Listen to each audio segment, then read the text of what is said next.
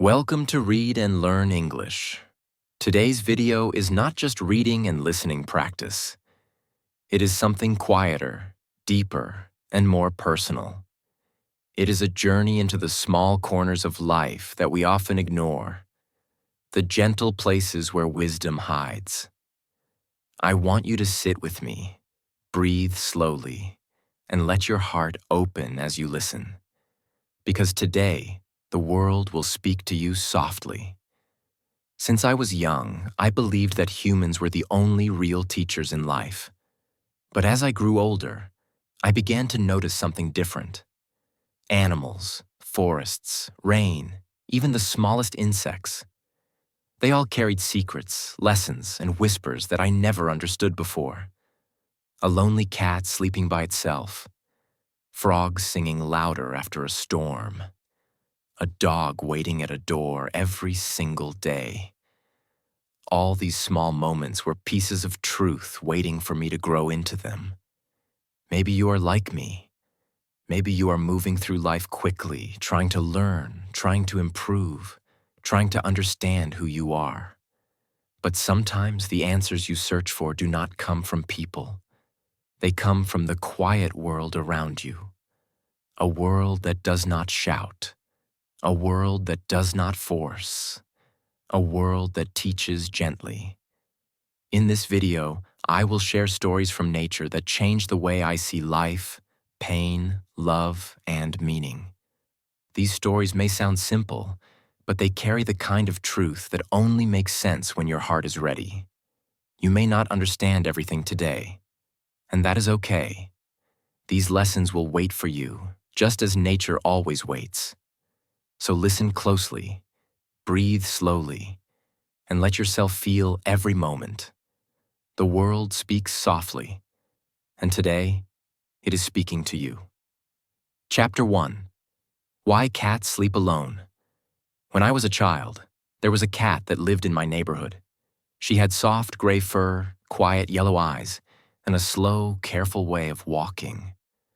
I often saw her resting under the old wooden bench near our house. Every day after school, I would look for her. Sometimes she lay under the warm sun, and sometimes she curled up in the shade, but she was always alone. I never saw her playing with other cats. I never saw her sitting close to people. Even when children tried to pet her, she gently stepped away and returned to her quiet corner. To me, she seemed like a cat who enjoyed her own company. A cat who simply preferred the peaceful world to herself. Back then, I thought she slept alone because she was strong and independent. I believed she chose solitude the same way people choose their favorite hobbies or colors. I even admired her a little. I told myself, this cat doesn't need anyone, she's brave. But as I grew older, I began to notice small details I had missed before. Her fur was not always smooth. Sometimes it was messy or thin in places. Her steps were slow, not because she was calm, but because she was tired. And her eyes, though bright, carried a sadness I did not understand at the time. It took me many years to learn the truth. Animals often hide their pain. When they are hurt, physically or emotionally, they move away from others. They find quiet places where no one will disturb them. They sleep alone not because they want to be alone, but because they are trying to survive their pain in silence. Looking back at that lonely gray cat, I finally realized she was not choosing independence. She was choosing safety.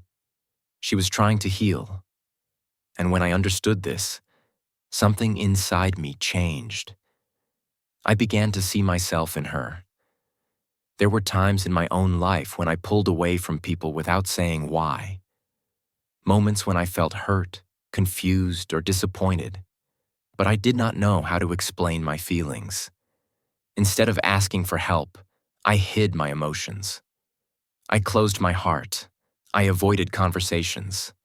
I told others, I'm fine, even when I wasn't.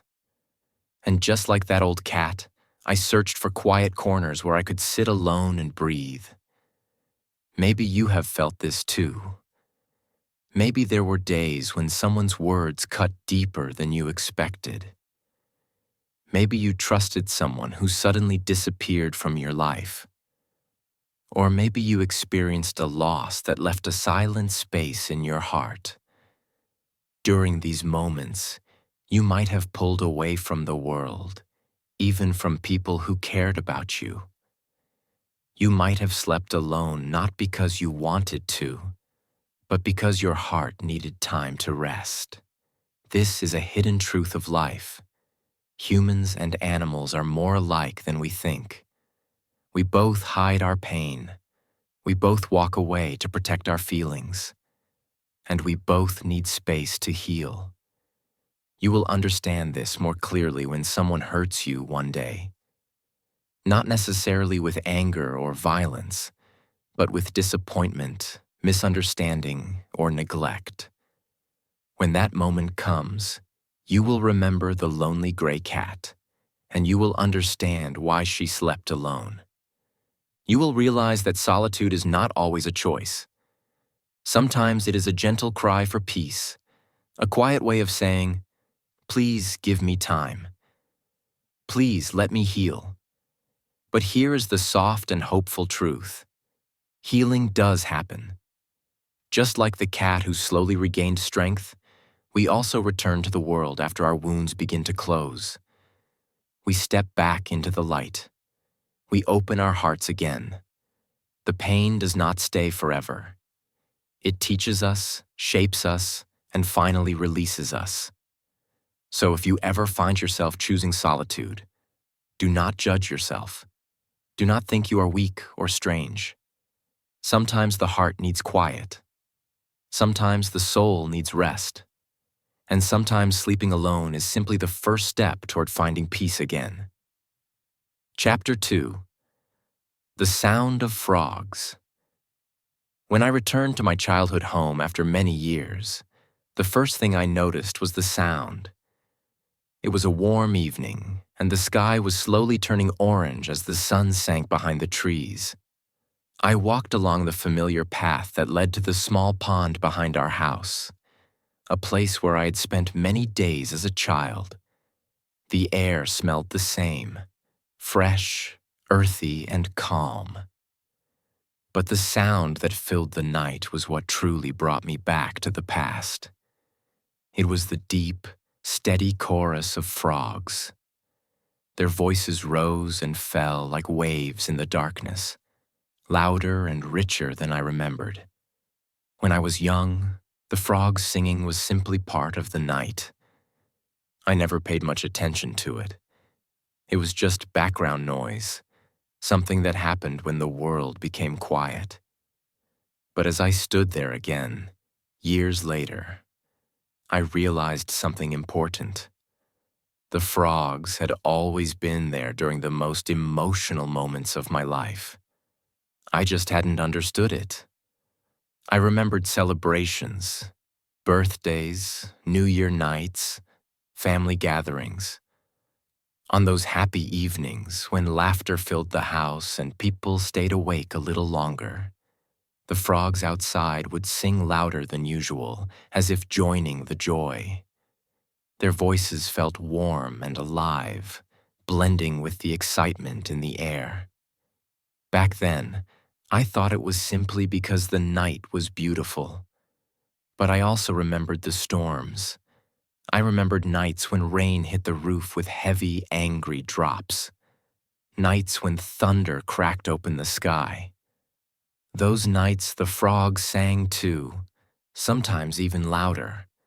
Their voices echoed strangely through the wet air, creating a sound that felt both lonely and powerful. At times, I lay awake, listening to them, not knowing why their song made my heart feel heavier. Standing by the pond now, I understood the connection. Frogs sing in moments of joy and moments of pain.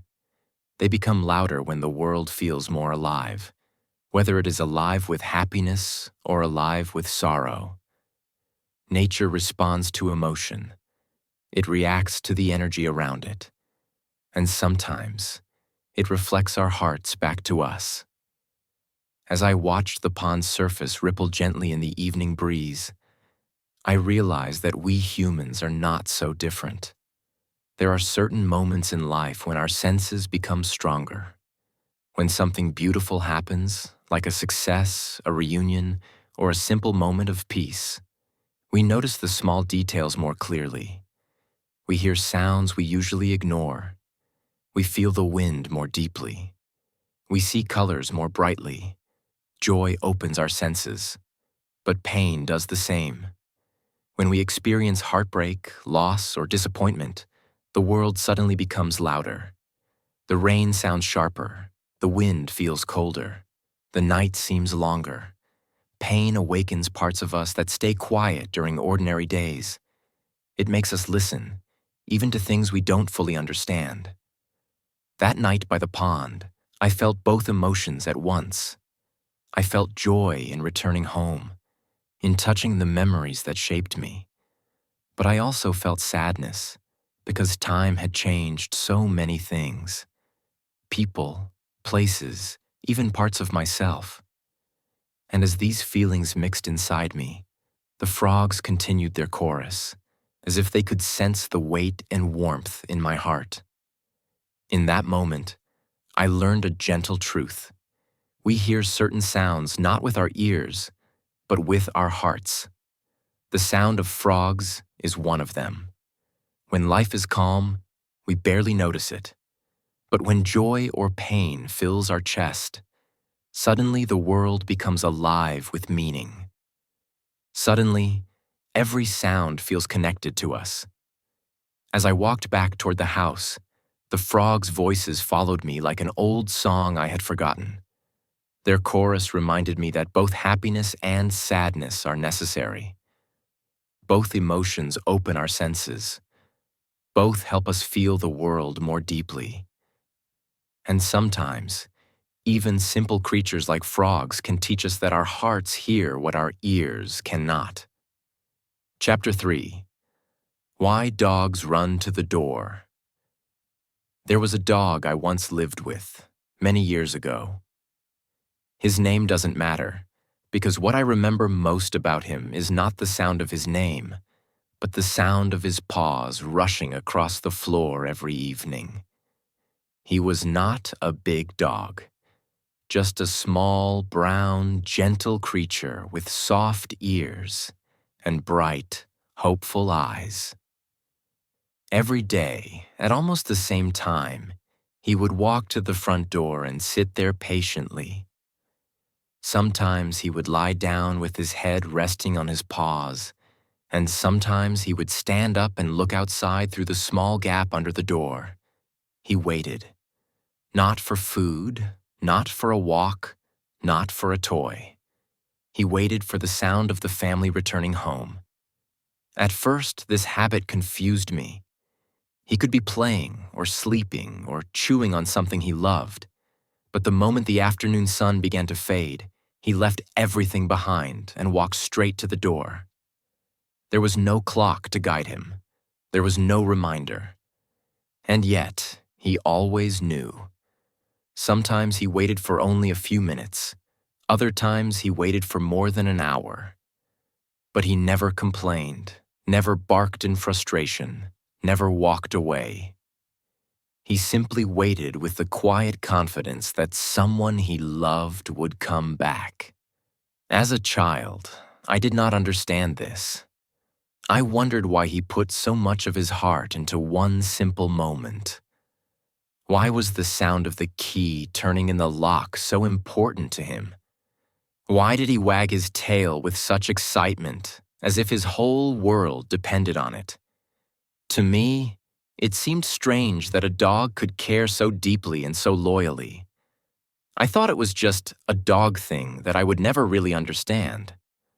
But life teaches us slowly. It teaches us through experiences, through feelings, through moments that stay in our hearts long after they end.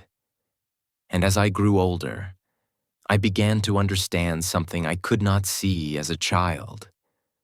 There came a time in my life when I felt true warmth from people who cared about me. I felt the comfort of sitting with family, the joy of hearing someone say, "I'm glad you're home," and the peace of knowing there were people waiting for me too. For the first time, I felt what belonging truly meant. And in that soft, warm feeling, the memory of the dog waiting at the door returned to me with new meaning.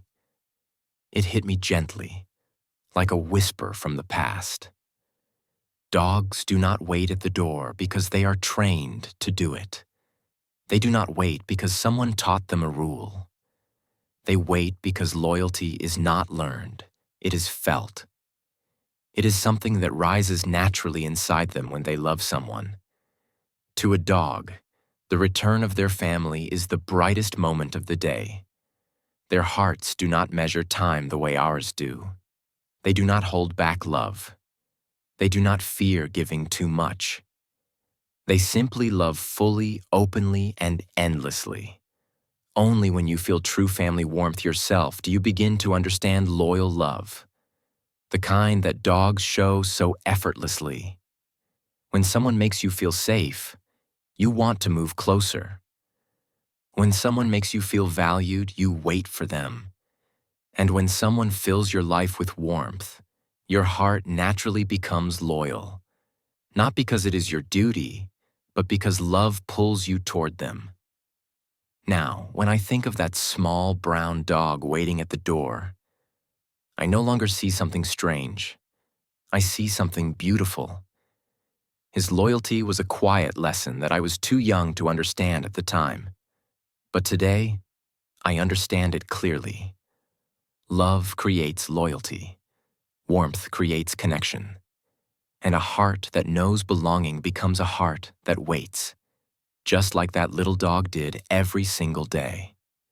In the simple act of waiting at the door, he taught me one of the deepest lessons of life. Loyalty does not need words. It does not need explanations. It is felt deeply and silently in the warmth of love. Chapter 4. The Mosquito's Risk. When we think of mosquitoes, we usually think of tiny, annoying insects that buzz around our ears and interrupt our sleep.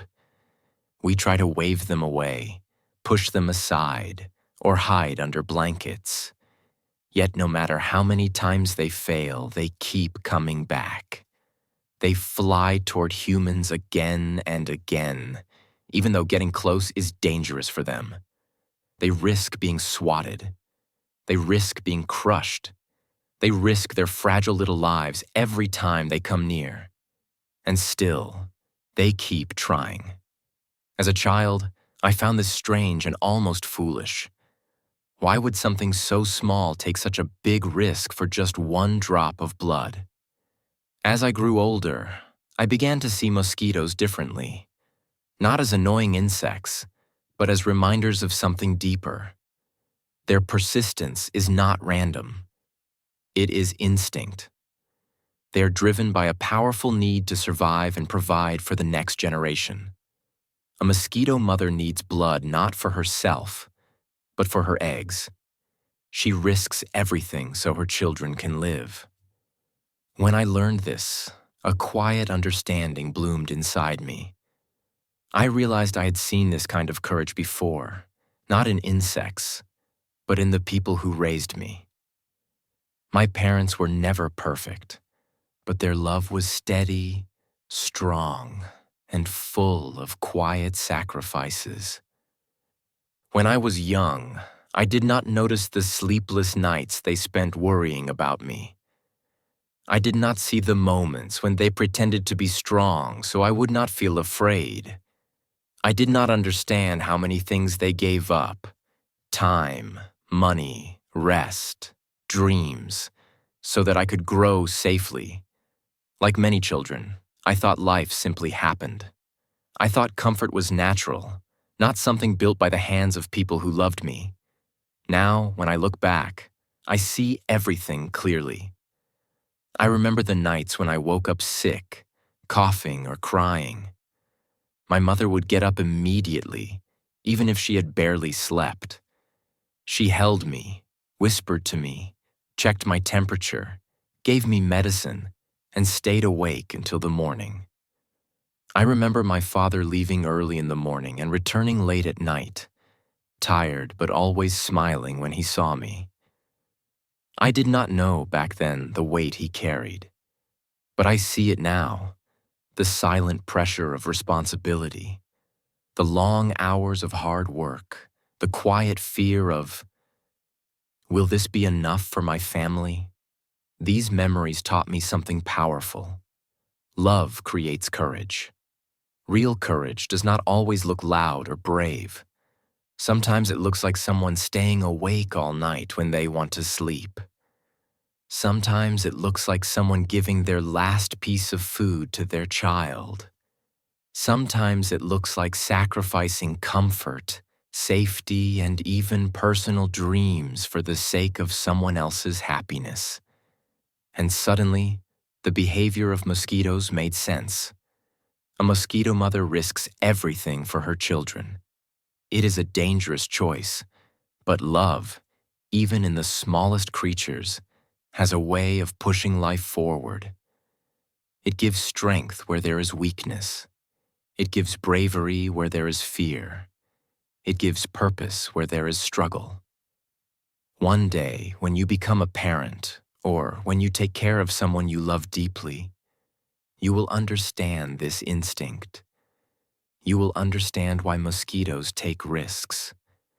You will understand why parents move toward danger, difficulty, and discomfort without hesitation. It is because their hearts are no longer living for themselves alone. They are living for someone they love more than their own life. As I think of my parents now, I feel both gratitude and awe. They were not superheroes. They were ordinary people with ordinary fears. But their love made them extraordinary in the moments that mattered most. And that is the lesson life whispered to me through the tiny wings of a mosquito. When love fills the heart, courage follows naturally. Love makes you move closer, even when the world tells you to move away. Love makes you strong, even when you feel small.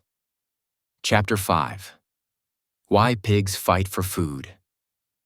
When I was younger, I spent some time in the countryside, far from the noise of the city.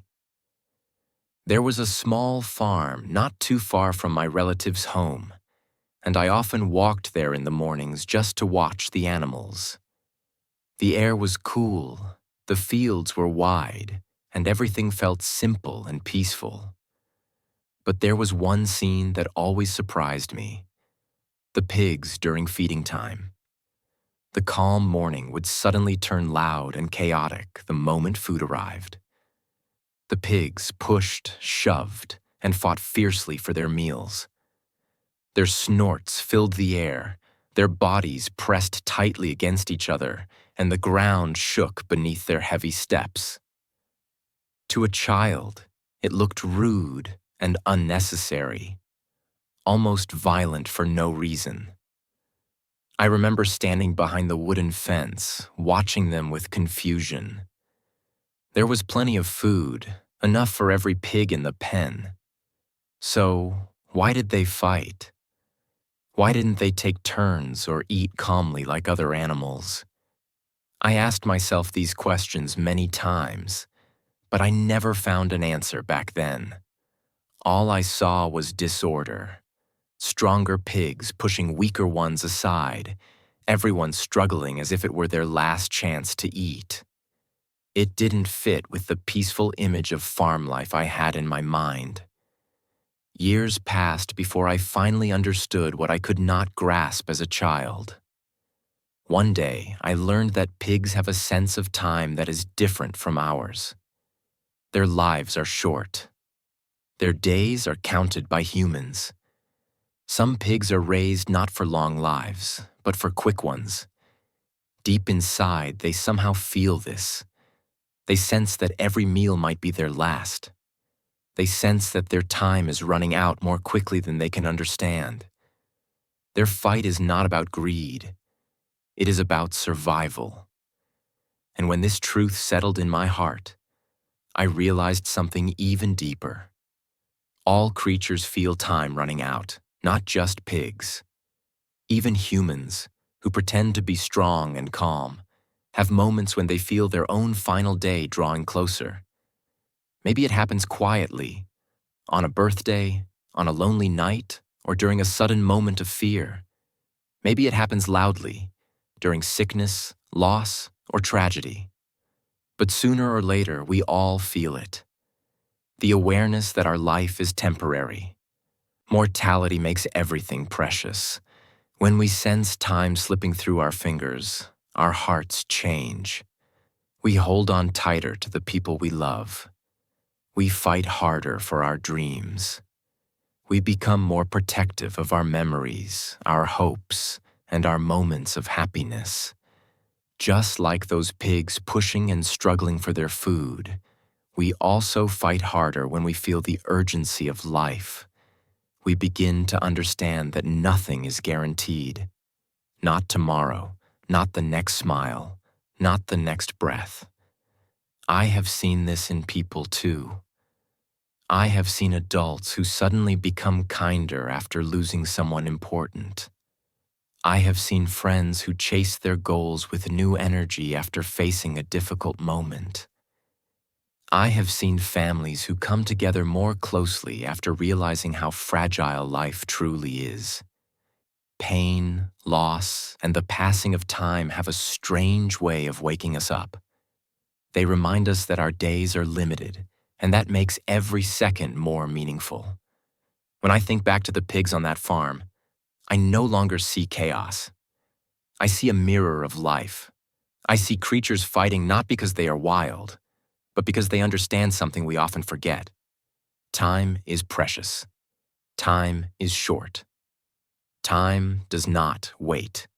And so, the lesson became clear to me. We fight hardest for life when we sense our final moments approaching. Mortality is not something to fear. It is something that teaches us how to truly live. It reminds us to love deeply, to appreciate the people around us, and to hold on to the moments that make our hearts feel alive. Chapter 6. Why Fireflies Glow Only in the Rainy Seasons. There was a forest near my childhood home, quiet and gentle, like a place that belonged to another world. I loved walking there in the evenings, especially during the rainy season. The ground was damp, the leaves smelled fresh, and the air felt cool against my skin. But what made those walks magical were the fireflies. They appeared only after certain rains, on certain nights, as if the world had invited them for a secret celebration. Their tiny lights floated through the darkness like falling stars that forgot to land. Every time I saw them, I felt something soft grow inside my heart. As a child, I never questioned why they appeared only during the rainy season. I simply accepted their beauty, believing the forest gave them permission to glow only on special nights. Some evenings, the trees were full of light, like a quiet festival held only for people who knew how to find it. Other times, the forest was empty and silent, and I wondered where the fireflies had gone. I thought they were playing hide and seek with me, showing themselves only when they felt like it. I never knew there was a deeper meaning behind their brief visits.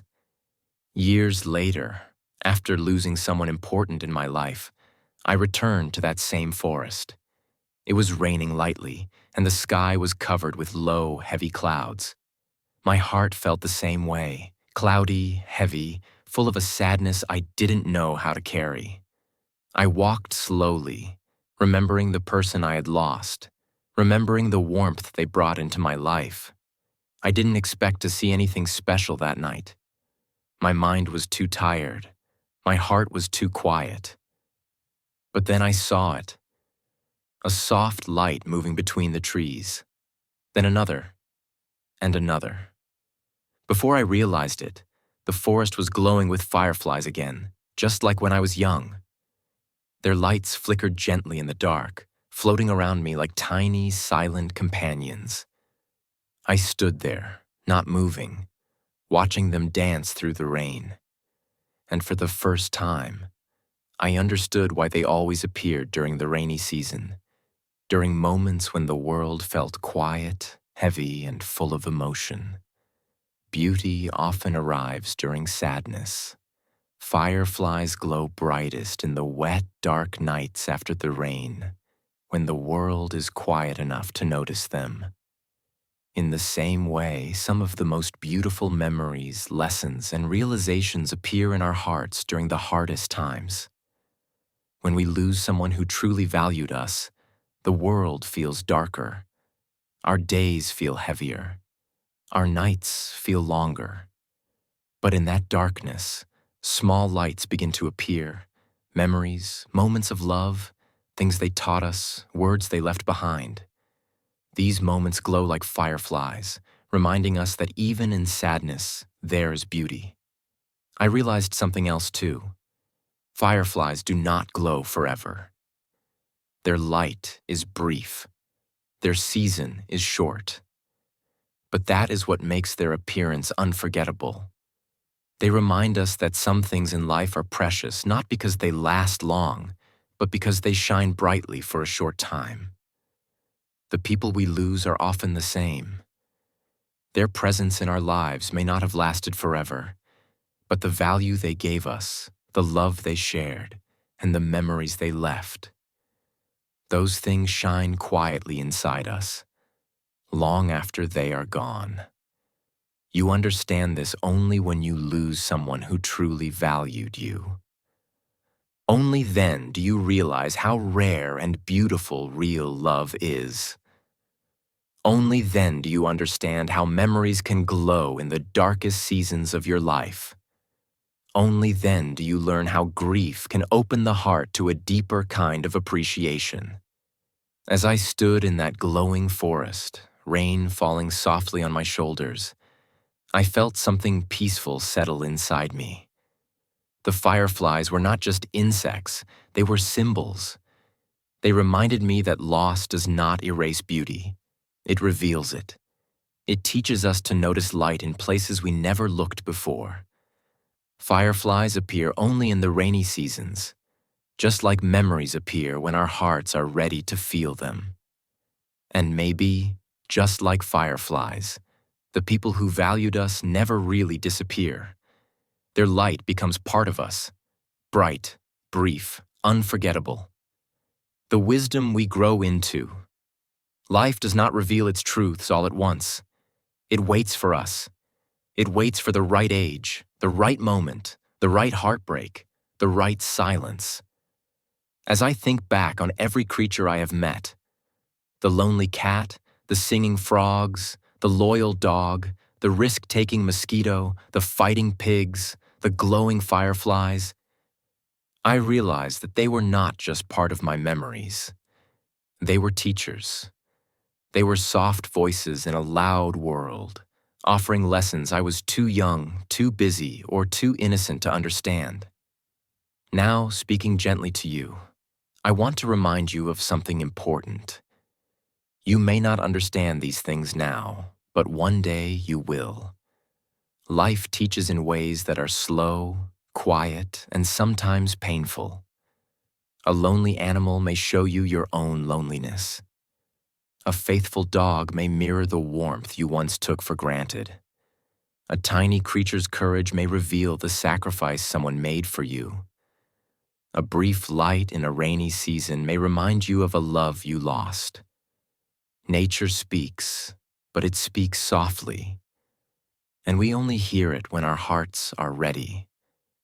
As you move through your days, you will notice how your understanding deepens. What once looked simple will become meaningful. What once felt confusing will turn into clarity. And what once hurt you may eventually guide you. This is how wisdom grows, not suddenly, not loudly, but slowly, like leaves opening after a long winter. So do not rush yourself. Do not worry if you feel lost, unsure, or overwhelmed. You are learning even when you feel like you are standing still. You are growing even when you cannot see the change. You are healing even when the pain feels heavy. Remember this: nature is a teacher, and every creature carries a truth meant for you. When the time is right, you will understand. Until then, be gentle with yourself. The quiet world is teaching you, guiding you, and walking beside you, softly, patiently, lovingly, as you grow into your own wisdom.